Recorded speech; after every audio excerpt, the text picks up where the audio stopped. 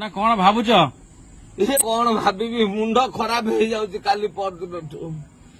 ଇରେ ଏମିତି କଣ ବା, ଇଏ ଗୋଟା ସବୁଥିରେ ଗୋଟା ଅଳ୍ପ ଭାଗ କମ ହଉ ପଛେ ଗୋଟା ନୀତି ଫୀତି ଗୋଟା ସବୁ ଜିନିଷରେ ଥିଲା। ମୁଁ ଦେଖୁଛି ଏ ରାଣ୍ଡିପୁଅ ରାଜନୀତିରେ କିଛି ନାହିଁ, ଟୋଟାଲ ନୀତି ନାହିଁ ରେ। ଇରେ ଆମେ ଯାହାକୁ ଆଖେଇଛୁ ତାକୁ ଆଉ କିଏ କାଖେଇଲାଣି ରେ। ଇରେ ଇଏ କି ନାଟକ ହେଲା ରେ। ଇରେ କଣ ରାମ ବନବାସ କାହାଣୀ ଶେଷ?